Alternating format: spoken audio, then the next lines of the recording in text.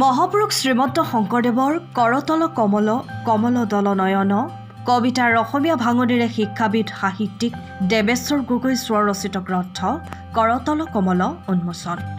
অসমীয়া জাতি সাহিত্য সংস্কৃতিৰ নিৰ্মাতা মহাপুৰুষ শ্ৰীমন্ত শংকৰদেৱ গুৰুজনাই বিদ্যা শিক্ষা আৰম্ভ কৰি অ আ ক খ শিকিয়েই লিখিছিল কৰতল কমল কমল দল নয়ন নামৰ এটি কবিতা।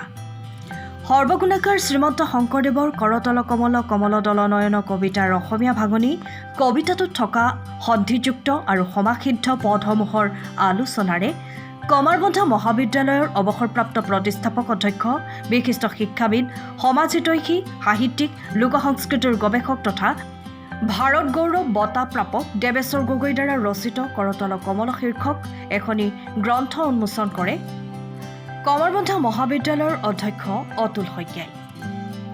পূব কমাৰবন্ধা সাংস্কৃতিক চৰ্চা কেন্দ্ৰৰ প্ৰেক্ষাগৃহত শিল্পী ভাস্বতী বৰাৰ সত্ৰীয়া নৃত্য প্ৰদৰ্শনেৰে শুভাৰম্ভ কৰা উন্মোচনী অনুষ্ঠানৰ আঁতৰে কমাৰবন্ধা উচ্চতৰ মাধ্যমিকৰ অৱসৰপ্ৰাপ্ত অধ্যক্ষ লোকেন বৰাই।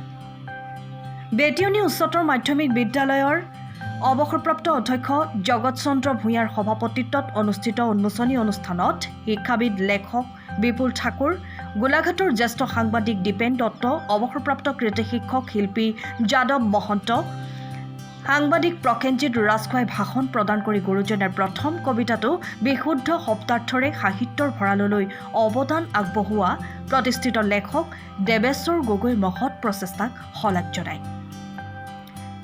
জ্যেষ্ঠ নাগৰিক নিত্যা হাজৰিকা, ডালিমী বৰা, দ্বিজেন দত্ত, অৱসৰপ্ৰাপ্ত প্ৰধান শিক্ষক জয়নাথ গগৈ, শিল্পী ভৱকান্ত শইকীয়া, দিলীপ দত্ত, অধ্যাপক অংকুৰ গগৈকে প্ৰমুখ কৰি বহু সংখ্যক গুণী জ্ঞানী ব্যক্তিয়ে অংশগ্ৰহণ কৰা অনুষ্ঠানত প্ৰিন্সিপিয়া বৰা, দেৱাংশী দীক্ষিতা গগৈ নৃত্য প্ৰদৰ্শনৰ লগতে স্থানীয় মহিলা শিল্পীবৃন্দই দিহানাম পৰিৱেশন কৰে।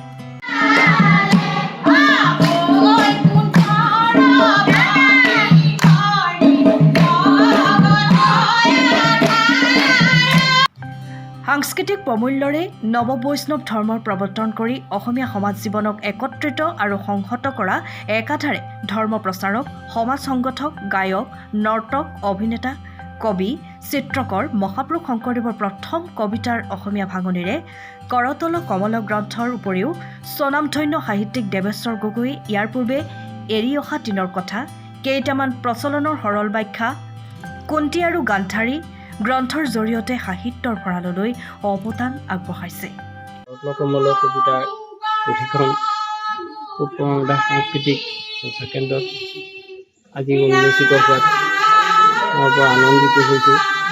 ইয়াতেই মই বহুকেইজন ব্যক্তিক লগ পাই মই নিজকে ধন্যবাদ দিছোঁ।